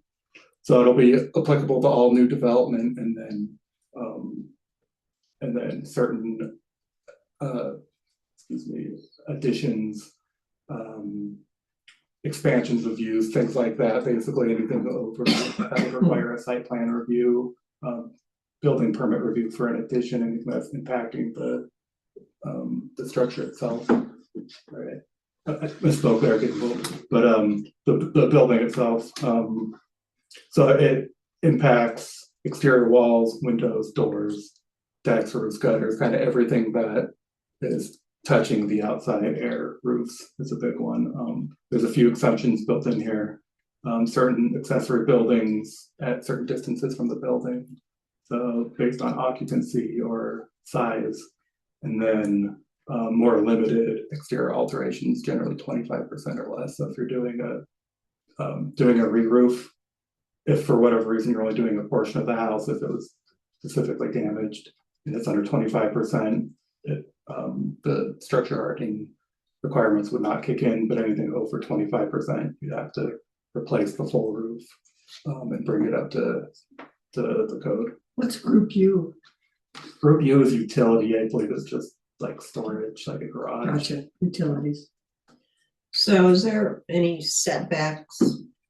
There are not setback requirements included in the structure hardening component. Defensible space that we'll get into include different ranges away from the structure for different landscaping, but there isn't a hard distance requirement from one building to another. I think that's unfortunate. I think that's the real oversight. I know that this is the statewide deal, but Right, that's, and we can adopt more stringent codes. We can have that discussion. What I would say to that is we need to adopt this as the baseline kind of upfront, but as long as we're not adopting something that's less effective than this, it's okay, and then we can go above and beyond. Generally in conjunction with neighboring jurisdictions, the fire district, something like that, if we want to have a broader conversation. so this can be subsequently amended Right. to make it stricter. Yeah, I don't see why we couldn't do local amendments as long as these baseline ones are in place and upheld. Well, I think that's something that we need to really look at, because I think that's really what happened in the Palisades fire, is that these houses exploded. And it was not only landscaping, it was the intensity of the building igniting the one next door because they were so close together. And And hopefully with these exterior materials, they won't be as. now it's the heat. You know, it wasn't, it was just the intensity of, it's 2000. Right, I think there's an acknowledgement that, these standards can only do so much, they're Yeah. not gonna be 100% fit-proof for some of the more extreme weather events and fire events that have occurred in a few places across the country. And the other thing is, you've got some of these little subdivisions around here have such tiny lots. I don't know how you space the buildings out. Well, Very and far that, from that's each what other. I mean, here's an opportunity, because we have so much undeveloped land in Fraser. Yeah, And in Winter Park, to get ahead of it and not allow Yeah. people to be 10 feet apart, yeah. 5-foot setbacks, because, I mean, they really would be nice if they were 20 feet. Right. Well, we just have to deal with grandfathering in any of these subdivision developments that are already on these tiny lots. Well, or when we start approving West Mountain and Winter Park starts approving what they're doing, that's when it's really hard to go back and retrofit. Yeah, what we that could be a trickier conversation with Yeah, approved PDD that has setbacks already. Yeah. Of doing But anything beyond that that could- necessarily, that could be maybe a separate, or it might have to be separate than new annexed lands, for example, or you can. Or when, Potentially in set- Energy 2028, when Sure. something changes, so. It's just something we need to be cognizant of, I think. Yeah. good point. So I won't go through the detail here, a lot of this is kind of building code nomenclature, but just example of this level of detail that's included in the structure hardening requirements. And then some of the things that it details into windows, doors, thicknesses, things like that. Exterior decks is gonna be one that impacts probably a lot of existing properties, so if someone needs to replace their deck after it's, after wear and tear over the years, the deck would have to be built with approved non-combustible materials, and there's details specifying that, but basically it's something like Trex decks instead of a classic hardwood deck. And then chapter 5 is where the landscaping regulations kick in, so this is what we'll be ultimately asking for a recommendation of approval tonight. That would amend chapter 19. The state code outlines the 5th chapter of it, site and area requirements, and it identifies 3 different structure ignition zones. Basically the very closest to the building within 5 feet, an intermediate zone within 30 feet, and then the larger kind of expanded area within 100 feet. And as we've discussed a little bit here, in more urban settings, some of these properties are only going to be subject to the first zone or the first 2 zones, and not necessarily the 3rd zone, but the majority of the kind of more stringent requirements are in these closer into the home zones. So ignition zone 1, 0 to 5 feet of the building. It requires use of non-combustible landscape materials. So this is essentially hardscaped materials, rock, gravel, sand, concrete, etc. And ignition resistant planting. So it's not a prohibition on all vegetation, but it's a really kind of fine-grained look at which plantings are acceptable. You can't just put any kind of juniper bush right up against your house. obviously, some of these excerpts aren't meant to read, but again, staff is utilizing guidance from the CSU extension for various planting lists, low water planting lists, high elevation planting lists. They've got more detail in here about kind of size, placement, and their flammability ratings on a scale of 0 to 10. So there's lots of options out there still, and town staff is working with and generally relying on the town of Winter Park for their planning list. They've gotten a head start on it. They had kind of more sophisticated landscape regulations already and planting requirements and had an approved planting list already. So they've begun looking into that and are developing a list. We've referred kind of this initial list to our town gardener for input, but ultimately we're proposing maintaining a list, just kind of an administrative list that we'd be able to provide, not necessarily something that's codified. That way it doesn't have to keep getting amended as updates come, but just that there's an approved ignition resistant planting list, and that'll need to be provided as part of implementation of this. So if we pass this, are we saying if you're not compliant, then like you gotta rip out your bushes kind of thing? We're saying that if you wanna do a new construction, so that wouldn't apply, it would be, that'd be new construction anyway, or kind of installing new landscaping. Or if you're doing an addition of a certain size, and it must be on a later slide if I didn't do it already, but the defensible space provisions kick in at 500 square feet or more of an addition. So a minor addition, no, but you start adding a couple of bedrooms or a garage, something like that. If you're hitting 500 square feet, you are going to have to provide a landscape plan with defensible space zones as part of your application, and that would get reviewed and potentially require you to change landscaping on the other side of your house from where your addition is. Within this. And I mean, I can see the insurance companies coming in saying, okay, we've all agreed, guess what? Here's your new insurance bill. If you don't, If you don't comply. I've been having this discussion with my husband, and it's not looking good at our house, so it's it's a painful conversation. A couple of the other inclusions here are no new trees, so there's an allowance for existing trees to remain. There's a little bit of that conversation, but quite a bit more maintenance. The code talks about maintaining a clearance of 10 feet from a structure. I was trying to make sense of that. If it's already within 5 feet of the house in this first zone, it didn't quite make sense unless it's something that's very tall and you're lopping off like half the crown around the house, but it's really going to be difficult to keep and maintain trees this close to a house. Here's a couple other just graphics pulled from some of the guidance material, but a linear explanation of these different zones, and then a couple of photos down below. So the before photo, I know it's really small here, but just showing kind of an unmaintained before condition, and then after some of these defensible space provisions are enacted. It's thinning out trees. It's keeping the trees more of a distance away. The ground cover's cleared up. There's a house in the back there, so we're not seeing the first zone here. This is probably more of the 30 to 100 feet zones 2 and 3. Question for you, does this apply to all trees? Would it apply to an aspen tree even? Oh, great question. No, it would I believe it would just be trees that aren't ignition resistant. So there is a list of ignition resistant.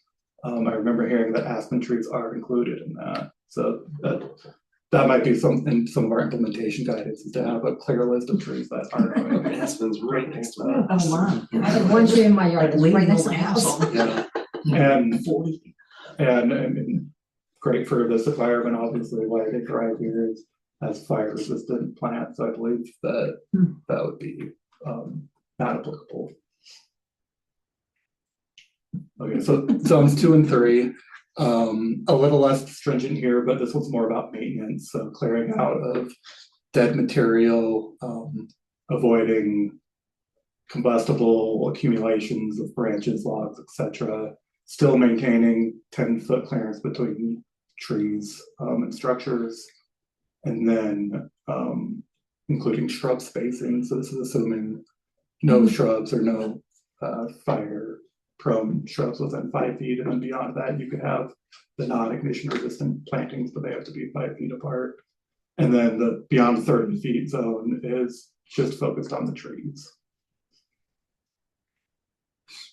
The code, the defensible space code also includes a few provisions for combustible materials for retaining walls and fences within 8 feet. So that's the distance from a structure. No combustible fences. So wood fences right up against the house wouldn't be allowed. It would be masonry or some other approved material. I believe vinyl is on the exception list. So does that include like a fence that just has fence posts and then a bar or something, and then maybe metal? Yeah, I mean, if the posts are a combustible material, it would. I guess if it's a metal fence or something, it wouldn't. I'm just thinking about the approved fences in Grand Park. They're what, 3 feet tall maybe, and then they have metal, or they have wood connecting to the next post, and then it's just a metal kind of mesh in between. Yeah, so there'd have to be for the new development portions. So they approved, they allowed fencing in Grand Park? It's like very see-through and very, I bet you could find a house with Cause one. I mean, that was never allowed in Rendezvous, and I'm assuming they were all approved at the same time. Because of the wildlife, that, you know, they didn't want people to have fences for their dogs, and then the wildlife couldn't move through. Yeah, there's a specific fence. So question, so if you have a fence that goes to your house, it's all wooden, you need maybe the panel closest to your house to not be wooden? Right, yeah, it'd have to be a different material and probably advisable if you're, I mean, I guess depending on the scope of your work, but you're not gonna have to proactively upgrade that unless you're doing something larger to your house anyway. Yeah. But at time of fence replacement, replace it all to non-combustible, or if you are doing some kind of attachment, you can technically get away with only doing the first 8 feet of a different material. So you have to do trucks or something. Interesting. And then here's that exceptions list that we were asking about before. So additions 500 square feet or less, similar exemptions for these small accessory structures, meaning if you're adding those on the site, they don't need their own defensible space around them. And then fences over 8 feet, and there's a blanket exception in the state code for development, basically on 35-acre parcels or larger, so unsubdivided land, probably only applicable to. So right now, our side setbacks are 7.5? It varies by zone district, but it ranges from 5 feet, I believe, to 10 feet for side setbacks. Okay.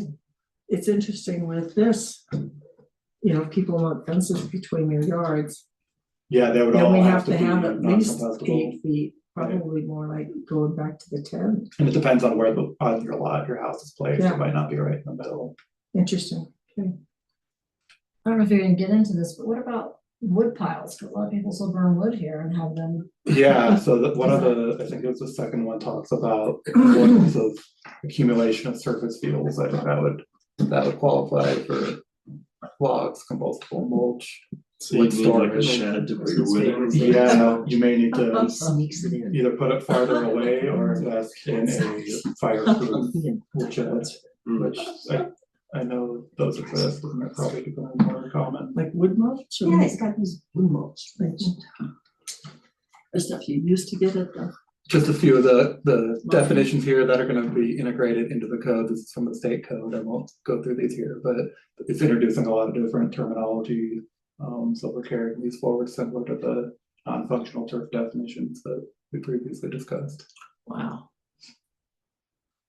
And then just an example of some of the other guidance out there. Again, this is from the Colorado State Forest Service. They've got a home ignition guide that has sample photos, checklists. These are things that may go above and beyond the code potentially, but obviously best practices. And I know there's a lot of discussion about how to convince insurance companies to potentially lower rates. I don't know if there is a necessarily obvious answer. It's a little bit of an unknown, but other recent legislation is trying to get at that in terms of requiring more transparency from the insurance industry and requiring responsiveness at some level. So tying some of these kind of different approaches together to hopefully result in both better building safety and less loss from wildfire, obviously. And then just basically a footnote here as part of these code revisions, we are proposing to relocate a couple of our existing code sections for landscaping and exterior lighting specifications, just because they were outside of chapter 19, kind of in a different, mostly engineering requirement section of the code. The landscaping specifications what mainly caught our attention, moving this into chapter 19 right next to all the other landscaping provisions for defensible space. And then just a few sections down in chapter 19 is exterior lighting. It was also living in this landscape and exterior lighting specifications in chapter 14, so we just wanted to move both of them over. I don't have a screenshot of it here, but it's provided in the packet, showing the proposed code language being relocated. And that's all dark sky compliant, exterior lighting. We're not proposing changes at this time, so it's just the existing regulations, and the dark sky compliance is only currently required for commercial and mixed use, I believe. Really? So that's carrying that forward. So yeah, again, That's on our list. moving things at this point, and it could. We gotta It's not Yeah. We gotta substantively bump changing that it. one up in priority. Yeah, that's gotta move up the list. Okay, so final slide here. We've got an approval resolution, and I'll pull that up here. We have added a condition of approval that wasn't included in the packet. Just addressing further coordination is likely going to be occurring with the town of Winter Park and East Grand Fire. Both jurisdictions and agencies are going to be adopting the wildfire code, and we want to make sure that we remain consistent with any possible changes they do or good ideas that come out. So we want to be able to tweak the language as necessary, and we can provide an update of any further changes from this once it goes to the board. It would advance to the board. Right now, we're proposing April 1st. This is also a slight change from the staff report. I think it mentioned March. We wanted to move this back a bit, give us a little bit more time, and then put this more in alignment with Winter Park. They're proposing to be adopting their final version on April 7th. And then if approved, the ordinance will take effect no later than July 1st in conformance. It could potentially be sooner, up to 30 days after the board adopts it, or set it for July 1st, because that's when I believe Winter Park is proposing to give homeowners, builders, contractors kind of enough more lead time to take it into account. So that concludes my presentation, and then I'll just pull up the resolution with the condition here. Okay, thank you, Alan. And then, yeah, happy to discuss and We'll stand by, we may have questions. Commissioners, let's just open it up for discussion, if any. I think it's really important. We've seen what fires do, and I'm really glad that we're doing this, and I'm glad that we're open to making it more stringent, because I think a lot of the building materials that have been used in the near recent past are not exactly fire resistant. And I think it's important that we start enforcing things that are fire resistant. And do they address tall grasses? Of course, you have to have defensible space Yeah. with none, but I don't know off the top of my head. I have a hunch they do, maybe. Yeah, remember okay, that's okay. Route. We can look into that later. Again, I think, And that's one of the big problems in Rendezvous. oh, it's a huge thing. It's a huge problem. I want to say Yeah. I've seen maximum of like 4 feet, which is still a pretty tall It's grass height. Yeah, so I might be misquoting Well, they that. just grow well and just where their location is. Anyway, that's something. Well, One I is mean, last concerning week we to me. had a presentation that was done by whatever the fire people were, Right.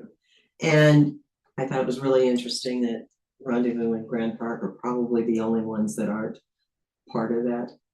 I mean, even some of the smaller subdivisions, and maybe we put in that everybody has to be a member of that organization. It's, The wildfire council. yeah, Firewise community. And then, yeah, that's yeah, Yeah. a further level of designation. Yeah. Trying to pull up the model Not right here, all. but it's going slow. Residents in Fraser belong to an HOA or a defined group. but I mean, the HOAs, I think you could, yeah, make that a requirement that Rendezvous, and definitely Rendezvous and Grand Park needs to be part of it. So, but, and I think that opens up with, you know, we have no landscaping requirements in Rendezvous, but you're supposed to have this meadow mix, which goes to this high in the fall, which is then when we have the highest fire danger. And that brings you to 4E, which is, you know, what the town owns, and Yeah. 4E has all of this high grass, and so 20 years ago, when it wasn't this dry, it was nice, it stayed green, but now it's scary. so that may end up, you know, if you require everybody in Rendezvous in September or late August to cut their grass, which I think would be a good Mhm. requirement. That opens us up to what do we do with 4E that's owned by the town, which we would probably have to do something with that too, so. And I'm actually not seeing specifics in the code about like grass height or maintenance, but. Okay. it might I need a think little bit most of a people deeper would dive never on think that you would live in some place that had grass that was 4 feet tall. That's probably, Yeah, so we may be the only subdivision let's in the walk back state from that that, it's has probably that. misstated there. Yeah, unintended consequences. Well, and, you know, and it was to save water so that we're not Mhm. putting Kentucky bluegrass in. Right, which is Yeah. a good plan. Yeah. Okay. Any other comments? No. Well, hearing none, even though we don't have to have this open for public comment, I will allow anybody that's still with us and wants to make a comment, I'll allow them to make a quick comment. Let's see, if anybody's online, can you raise your hand? It's just the staff. Okay. That was easy. Yeah. All right. So, hearing no more, I'd like to make a Comment. motion let's do. to approve resolution number 2026-0202, recommending approval of a code amendment to chapter 19, section 194160 to add wildfire defensible space requirements in conformance with the Colorado Wildfire Resiliency Code, Wow. and to relocate existing landscaping and exterior lighting specifications from chapter 14 into chapter 19. Good job, Katie. Second? Second. All right. All those in favor? Any opposed? Motion passes. Made my Okay. husband happy. Is Yes. there any other business that needs to come before the planning commission tonight? Hearing none. Any future agenda items that we need to discuss and consider putting on our future agendas? Hearing none. Dark sky. Dark sky? Skating Okay. rink. Skating rink. Okay, dark And the sky skating rink. and skating For rink. next year. Did you get that, Antoinette? Okay. All right, hearing no other comments, I'll take a motion to adjourn. And then we're adjourned. So moved. I'll give it to All Margaret. right, second for Margaret. All right, all those in favor? Aye. All right, the planning commission meeting is adjourned at 8:44. 8:44. Okay, thank you, thank you. I will be on for the next time commission meeting. I will be far away.